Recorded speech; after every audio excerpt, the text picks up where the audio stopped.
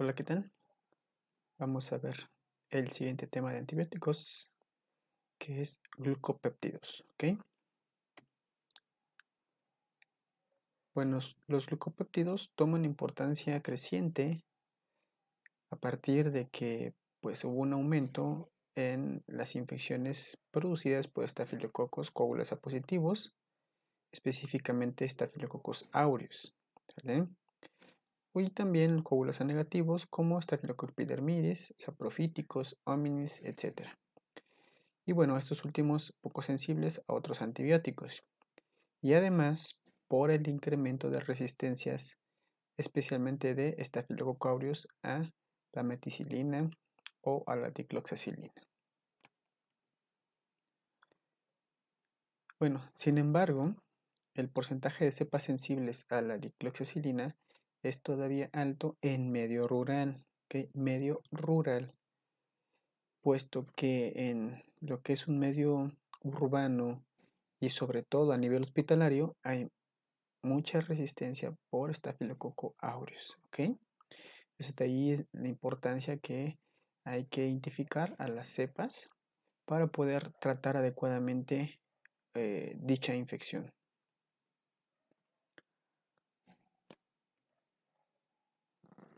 Y bueno, la vancomicina fue descubierta en 1956 a partir de la cepa de Streptomyces orientalis. Y bueno, su estructura química consta de un disacárido, que es la vancosamina y la glucosa, 2 unidades de hidroxiclorotirosina, 3 sistemas fenilglicina, sustituidos por un N-metilileucina y una amidasa del ácido aspartico. Y bueno, sus componentes son unidos por una cadena peptídica de 7 miembros. ¿Okay? Esta nada más es una referencia de su estructura química, ¿sí? Y bueno, la teicoplanina igual es un glucopéptido y es derivado de la cepa Actinoplanes teicomiceticus, cuya estructura química le confiere mayor liposolubilidad y en consecuencia mejor penetración tisular.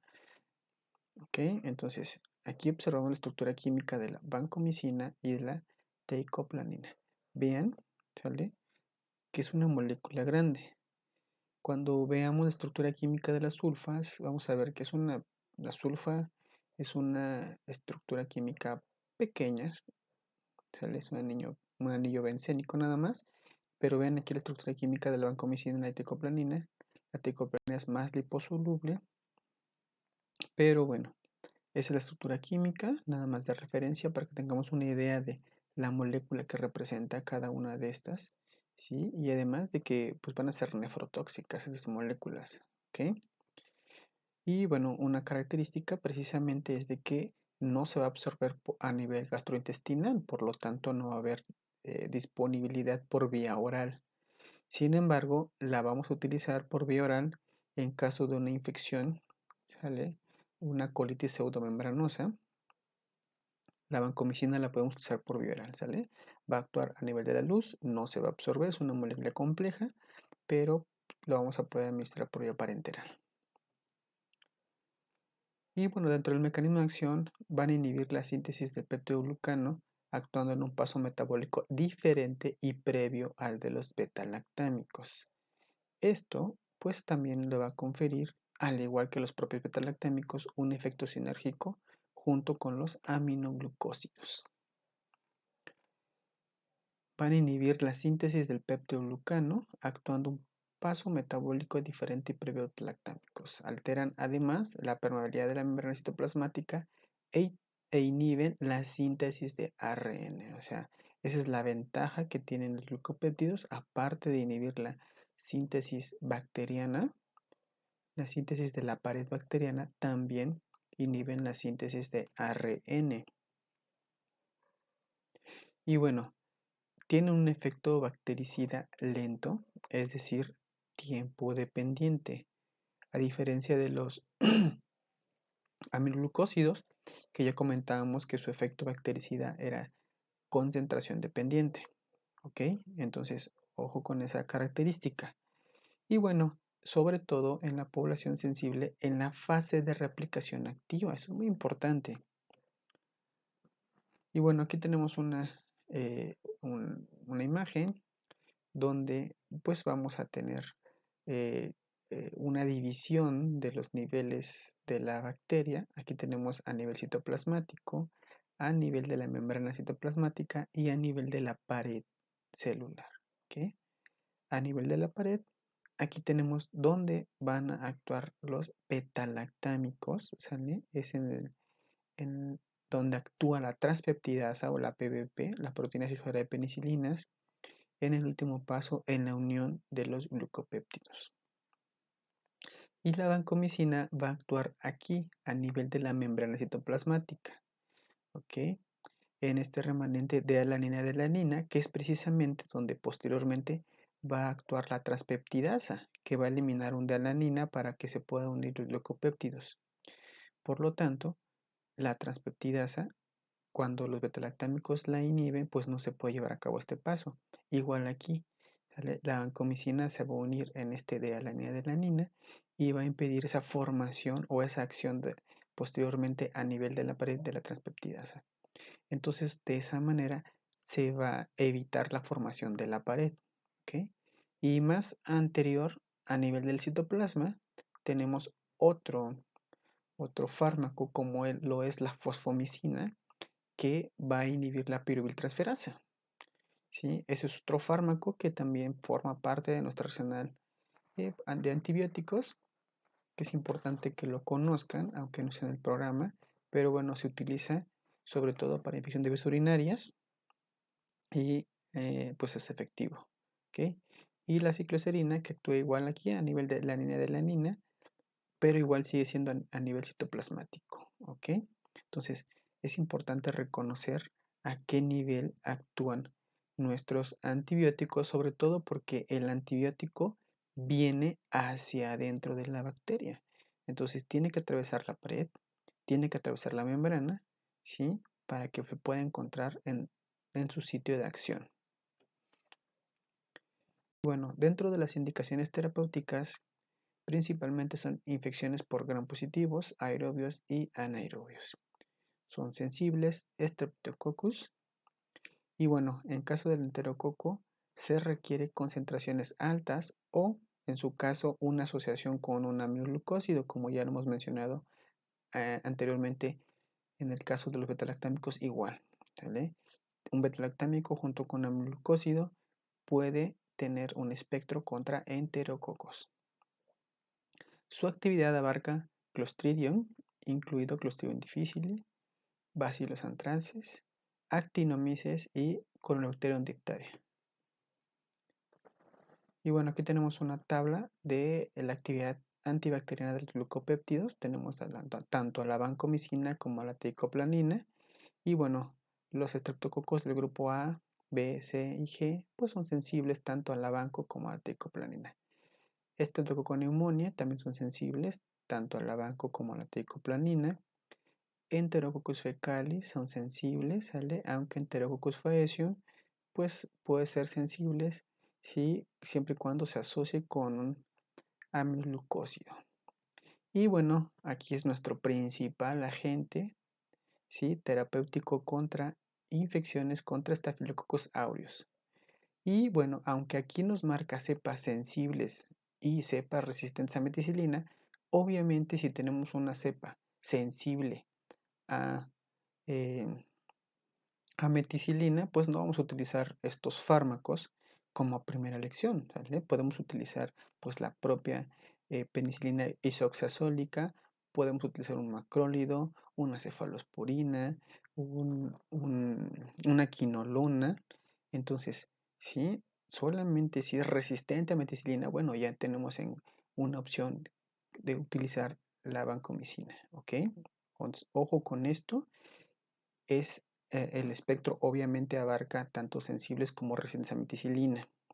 ¿Sí? En el caso de Staphylococcus coagulasa negativos, son sensibles, principalmente la vancomicina, Corynebacterium sensible y Listeria también es sensible.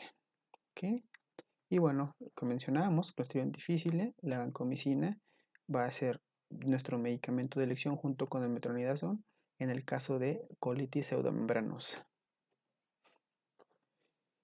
Y bueno, aquí esta tabla es de la guía terapéutica antimicrobiana y no solamente tenemos a los glucopéptidos, tenemos a los lipopéptidos, que es la daptomicina, y a los lipoglucopéptidos, como es la dalbavancina, ¿ok?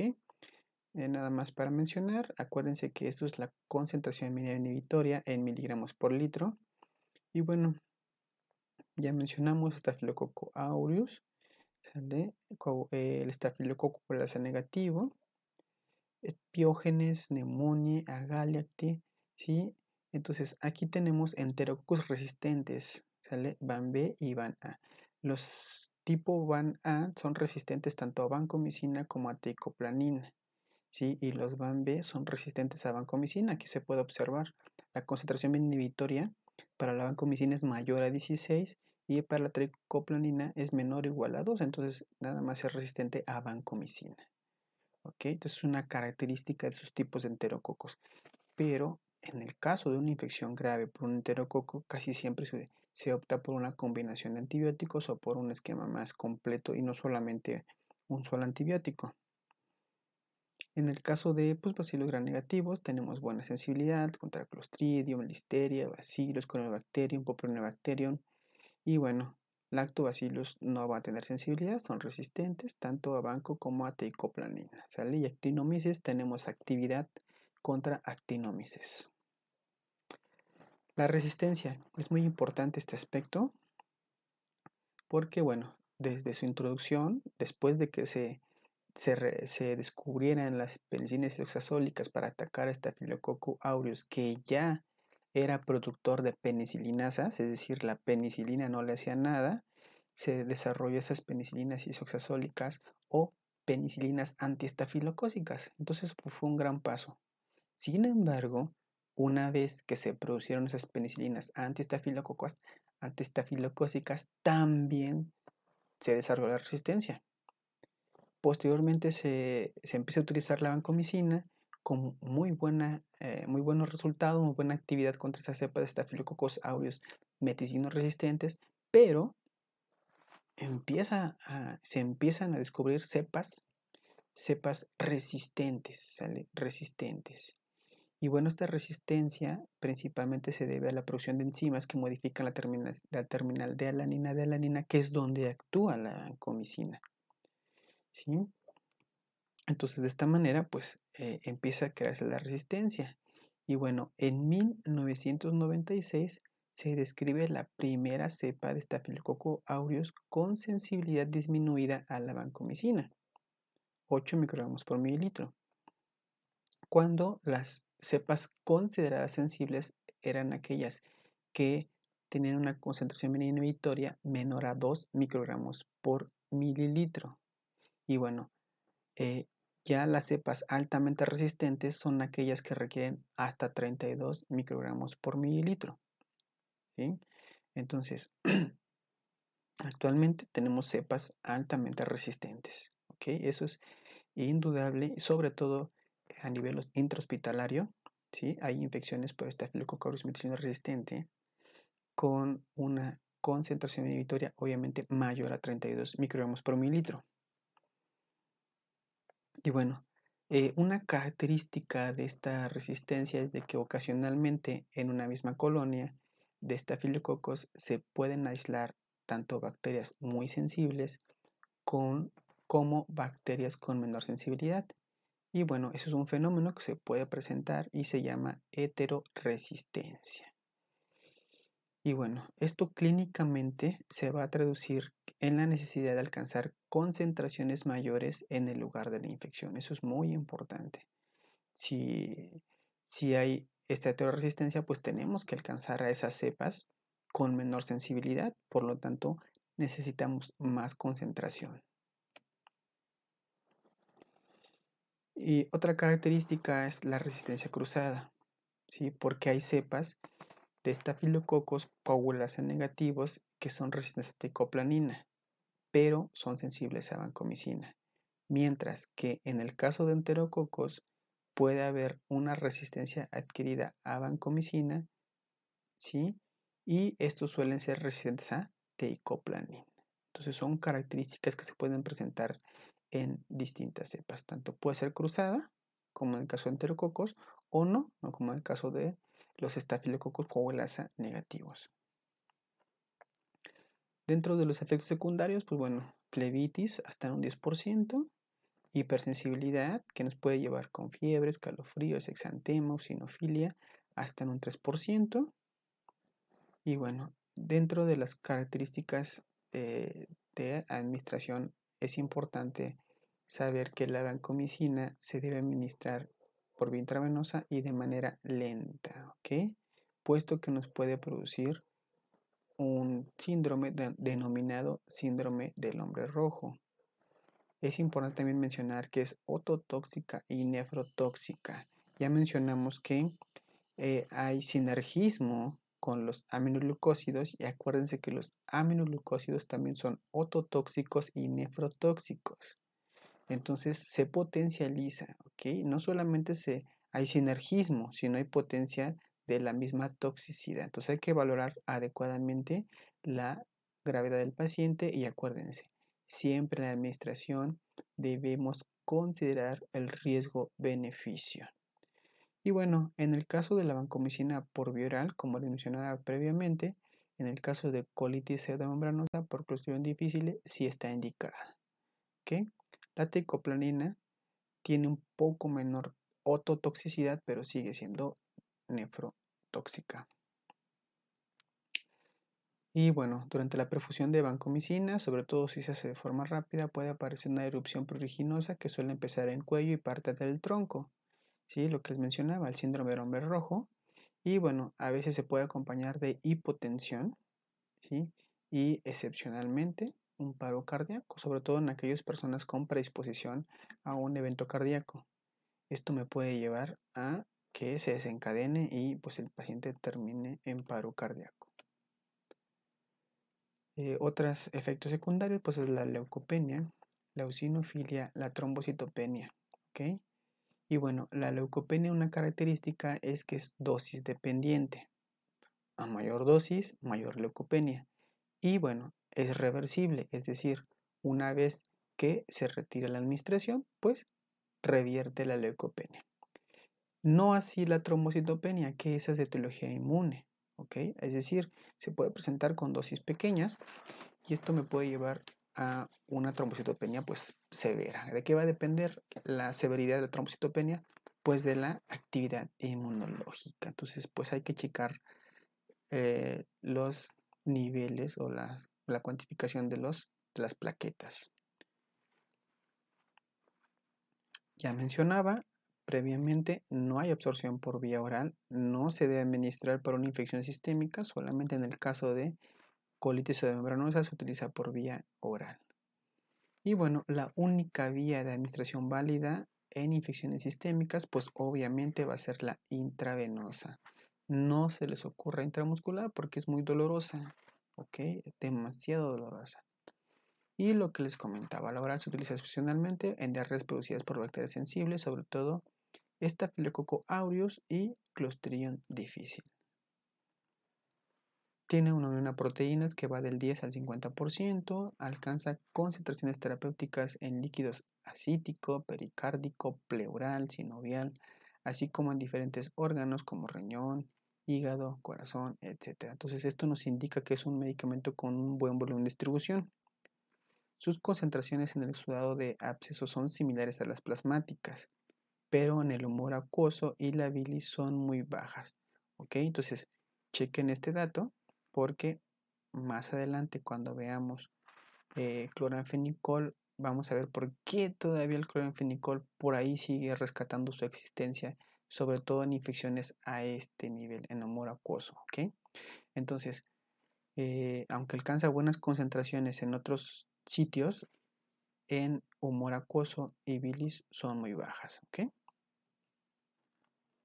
Y bueno, la penetración en líquido cefalorraquídeo es irregular, aunque en las meningitis se puede alcanzar concentraciones que logran superar la concentración inhibitoria. Eso es una buena característica porque si lo estamos utilizando para una bacteria sensible que está provocando meningitis, pues no es necesario utilizar una vía directa, ¿sale? Se puede utilizar por vía intravenosa y de esta manera llegar o alcanzar una buena concentración mínima inhibitoria en líquido cefalorraquídeo. Y bueno, se recomienda la administración intratecal o intraventricular si no hay respuesta favorable tras la administración de intravenosa. Entonces, aunque sí se puede alcanzar una buena concentración, pero si no se obtiene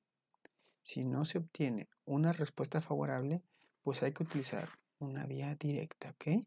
Si tenemos una infección meningia o una encefalitis donde tengamos una afectación, por ejemplo, un absceso, etcétera, pues podemos utilizar una vía intratecal o intraventricular, ¿ok? Dependiendo cuál sea nuestra afectación y pues obviamente nuestro agente patógeno causal.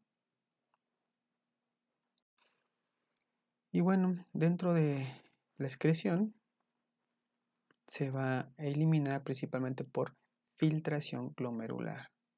Es muy importante porque nuevamente, al igual que en los glucósidos, tenemos que pues tener presente la función renal de nuestro paciente. Dice, pueden encontrar en orina en forma inalterada a las 24 horas de su administración hasta 90% de la dosis. Y el resto, es decir, 10 a 20%, se elimina por vía hepática y biliar. Aquí tenemos algunas características, ¿sí?, de los glucopéptidos. La concentración plasmática máxima en sangre, miligramos por decilitro o microgramos por mililitro. Acuérdense que son equivalencias, sobre todo para que tengamos referencia con respecto a la concentración inhibitoria, que dijimos que una cepa resistente o altamente resistente es aquella mayor a 32, ¿sí? Y aunque podemos alcanzar de 20 a 50 miligramos por litro, pero aún así consideramos una cepa altamente resistente aquella que está más arriba de 32, ¿ok? Entonces, ojo, esta es nuestra referencia para, pues, valorar la actividad in vivo. Acuérdense que in vitro, pues, tenemos la manera de determinar las concentraciones, pues, muy puntualmente. In vivo, pues, va a depender de varias características de nuestro paciente, como dónde está la infección, la perfusión, las proteínas, el pH, la temperatura, etcétera, etcétera. Muchas características que pueden influir a favor o en contra de nuestra concentración a nivel del sitio de la infección, ¿ok?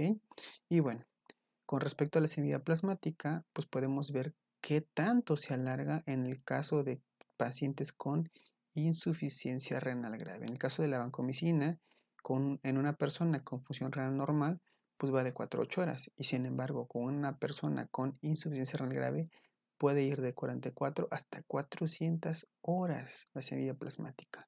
Pues de ahí la importancia de, pues, saber el estado de nuestro paciente con respecto a la función renal. ¿Okay? Dentro de la dosificación, bueno, la dosis normal para adultos con función renal normal va de 2 gramos al día o 30 miligramos por kilogramo al día y se puede repartir hasta en 4 dosis. Para la administración intravenosa, el fármaco se debe diluir principalmente con dextrosa al 5% o en solución salina. ¿Sale? Se recomienda 1 gramo en 100 o hasta 250 mililitros en una infusión continua, ¿sale?, de 1 hora, 60 minutos.